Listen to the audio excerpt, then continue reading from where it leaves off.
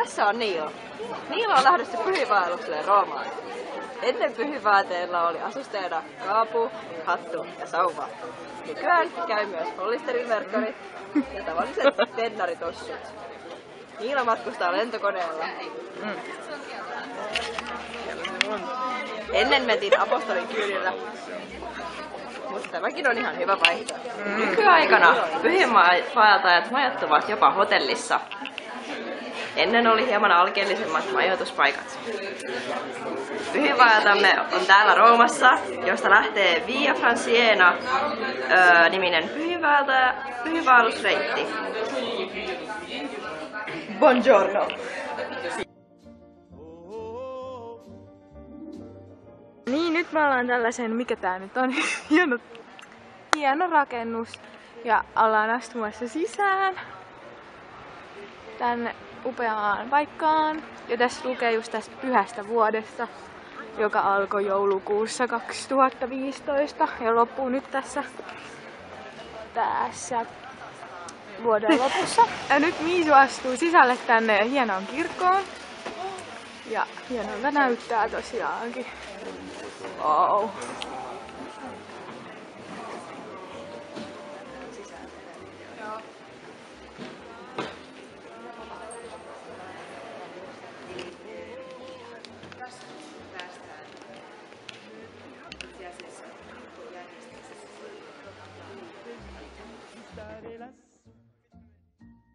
Ma tutti i sogni nell'alba svaniscono perché quando tramonta la luna li porta con sé. Ma io continuo a sognare negli occhi tuoi belli. Mennään taas Teeleressä ja musiikki soi.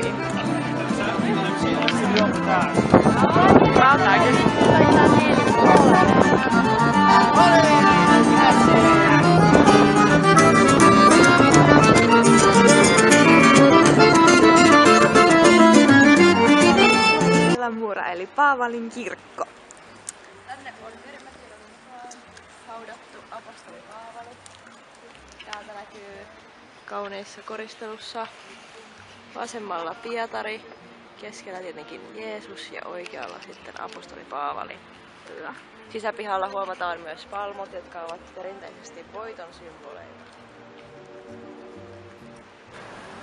Edessä näkyy Laupeuden pyhän vuoden kunniaksi avatut pyhät ovet, jotka ovat luonnollisesti erittäin suosittuja, niin kuin turistimääristä näkyy. Ne avattiin edellisen kerran vuoden 2000 ja nyt erityisesti tänä vuonna armon pyhän vuoden takia vuonna 2016 ja seuraavan kerran 2025 vasta. Harvinainen tapahtuma. Pääsemme sisään, kyllä. Ja nyt astumme sisään tänne pyhistä ovista. Paavalin kirkkohan on siis yksi 7 tärkeimmästä pyhiinvaelluskirkosta Roomassa. Ja voimme nähdä, että tää on aivan valtava. Kaikki ne koristeineen. Ja marmoripylväitä näkyy joka paikassa. Täydellisesti uudelleen rakennettu 1800-luvulla. Ja arvonimi Basilika. Tässä on se paikka, josta löydettiin sarkofagi, jota epäillään apostoli Paavalin sarkofagiksi.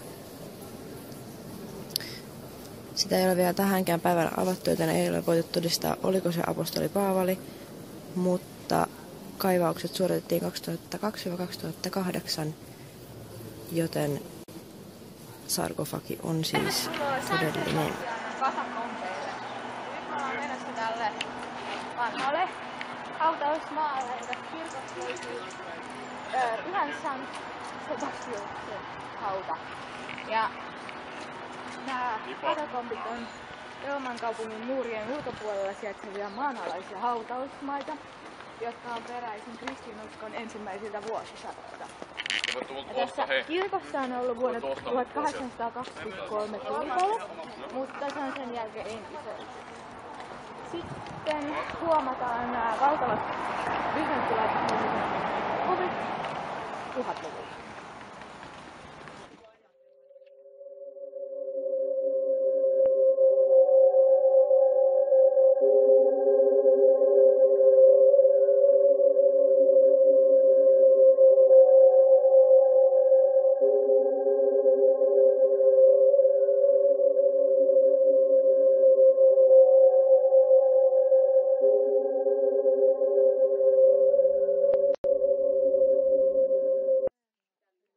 Pyhän Sebastinuksen hauta, otettu alhaalta noista katakombeista.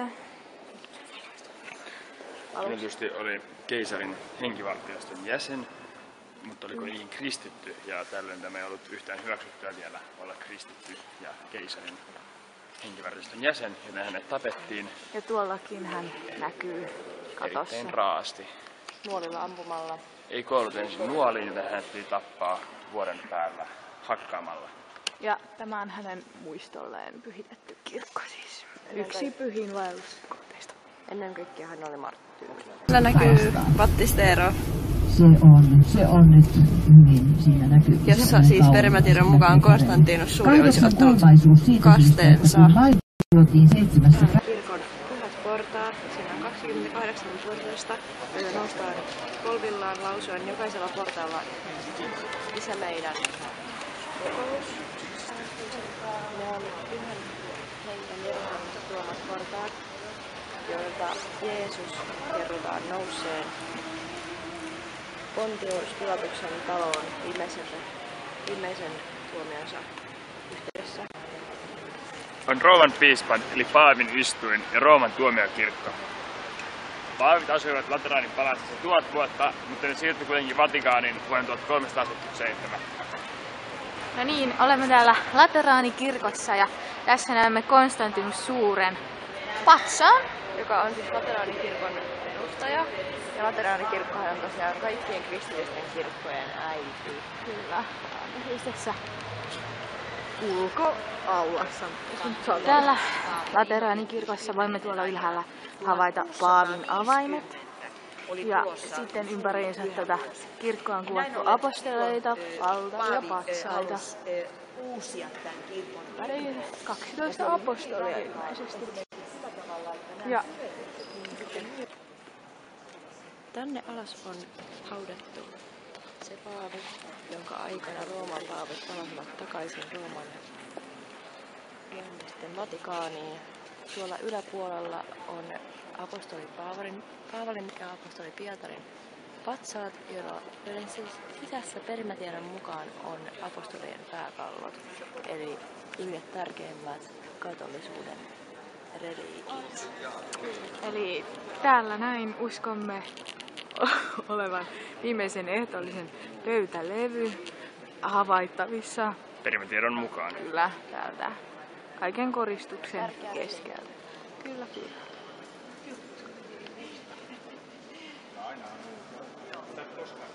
Ja sitten voimme huomata tämän hienon marmorilattian mosaiikkikuviot, jotka on aivan upeita. Ja. Tähän freskoon on kuvattu ensimmäisten pyhien ovien avaus, jotka nykyään nähdään Lateraanikirkossa, eli Pyhän Johanneksen kirkossa täällä. Ne ovat siis tämän Vain tänä vuonna on pyhänä vuonna auki.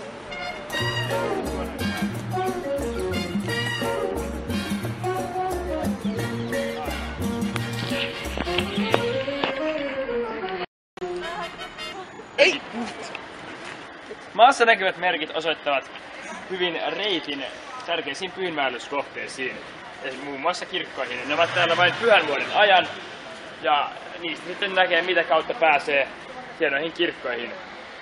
Ja tuolla nämäkin Kolosseum. Edessä näkyy Pietarin kirkon aukio, eli Piazza San Pietro. Se johdattaa kirkolle. Aukiolla ja sen läheisyydessä oli aikoinaan keisarin Neon sirkus, jossa moni kristitty kärsi marttyyrikuolemaan. perimätiedon mukaan Pietarin kirkko on rakennettu paikalle, jossa apostoli Pietari ristiinnaulettiin ja johon hänet sitten haudattiin. Pietaria pidetään ensimmäisenä paavina ja hän on sen vuoksi erittäin tärkeä apostoli. Saamme tänne Pietarin kirkkoon ja huomaamme kultakoristeet joka puolella.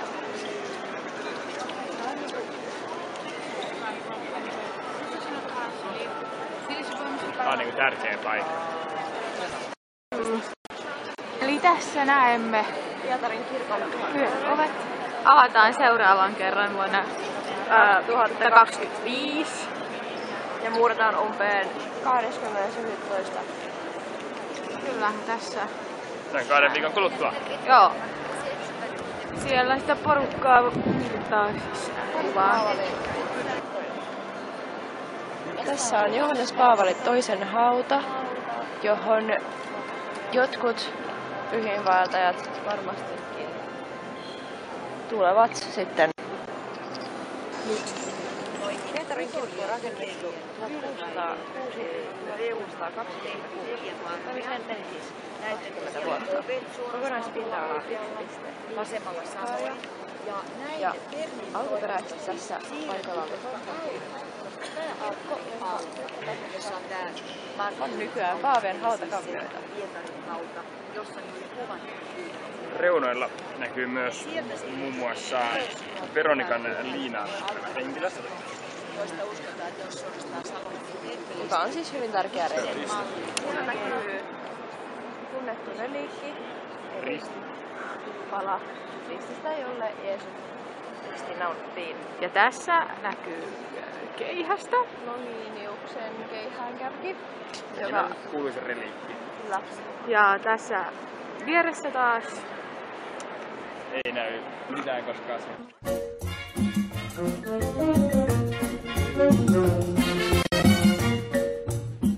Pietarin kirkon kupoli. Ja tää on aika harmiva, koska tää käytävä menee vinossa. Niin kuin tietysti pyöreä kupolikin. No niin, me ollaan ylhäällä Pietarin kirkon kupolissa.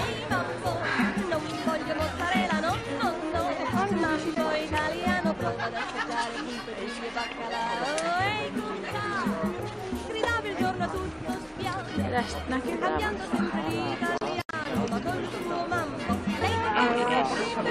Kupolista. Eikö se ole kiva oma? Mulla on video päällä. Mennään näitä portaita. Ihan sikaa, joo. Nautin. Ei oo vähän pyörällä, ei voi katsoa niinku muuhun kuin alaspäin. Mä just tällaiselle ihmisille. Siis joo, sä olisit lihava. Tai siis niinku muutenkin elämässä. Elämä olisi haastava. Sitten olemme Vatikaanissa ja menossa kohti Paavin audienssia tänne aivan Pietarin kirkon eteen. Vastaita, Kari. Ei jumaa, oh my god. Tää on hyvä. Ei, tää on ihan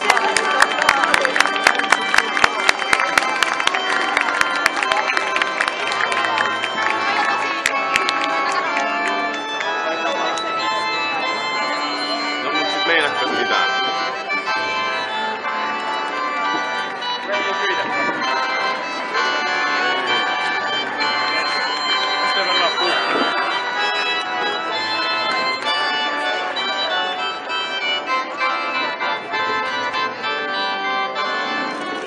Vilkutetaan, kaikki vilkuttaa. N, Y, E, nyt. Papaa! Ignore. vapaa!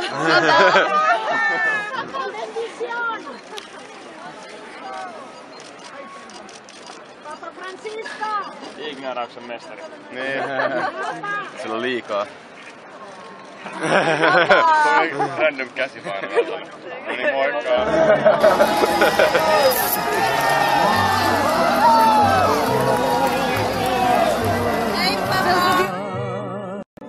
Goodbye, au revoir. Si ritrova a pranzo a Squarciarelli, fettuccine vino dei castelli, come ai tempi belli che Pinelli immortalò. Arrivederci.